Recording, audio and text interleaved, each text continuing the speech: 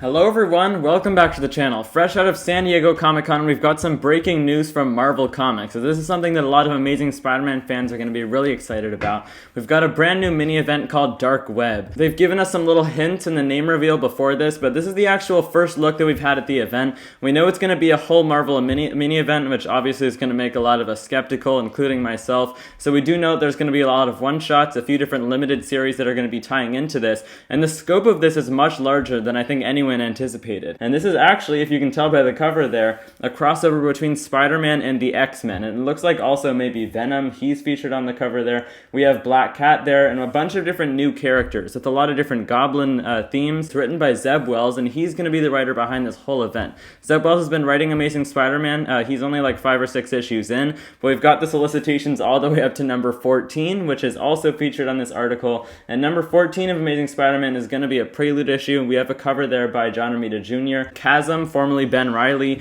who's turned into this weird, like, evil version of himself that we haven't seen too much of, is going to end up coming back. He was in a really different place after the end of that whole Beyond era. Now he's going to be coming back for Dark Web, and we don't know what his role to play is going to be, but as we know from that free comic book day issue of Spider-Man that we had recently, he's teaming up with Madeline Pryor, who's an X-Men villain. I personally don't know too much about her, but if you guys can fill me in down in the comment section below, that would be awesome. She's known as the Goblin Queen, not to be confused with the Queen Goblin, which is that Spider-Man villain a few issues ago. So kind of confusing there, but we have a bunch of different factions in play. And we also have the first tie-in announced, which is called Gold Goblin #1. This is written by Christopher Cantwell, and the artwork is by Lon Medina. We have a cover there by Torrin Clark, and this is actually Norman Osborn that you guys are seeing on the cover here. The reflection of Green Goblin in the glass of the building he's flying from, but he's got this weird new look that doesn't even look like he's a goblin at all. We still don't know too much about this book either, but from the description that we have been given so far, we know it's about Norman Osborn. It's about a new status quo for him,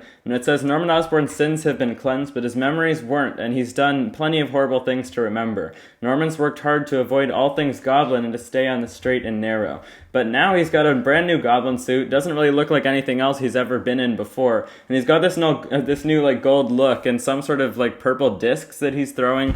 Who knows what's going on here? I'm kind of excited to see Norman Osborn back in some sort of role, even if it's as a superhero. He's been kind of on the down low in Amazing Spider-Man ever since that whole Last Remains story arc, which was like 2 or 3 years ago at this point, so maybe he'll become evil again. Who knows what's going to happen, but Zeb Wells clearly has plans for Chasm, for Norman Osborn, and for a bunch of other characters, including the X-Men. We'll see if X-Men issues have tie-ins as well, and everything will be found out in these upcoming months. Stay tuned to the channel. I'll probably be posting more breaking news videos about this, but that's what we have so far, the announcement of 3 issues from San Diego Comic-Con. So thank you guys so much for watching. I really appreciate you stopping by. If you did get some good info from the video, you can show a little bit more support to the channel by hitting the subscribe button down below, and let me know you're thinking of Dark Web down in the comment section below as well. Thank you guys for watching, and I'll see you in the next one. Bye guys.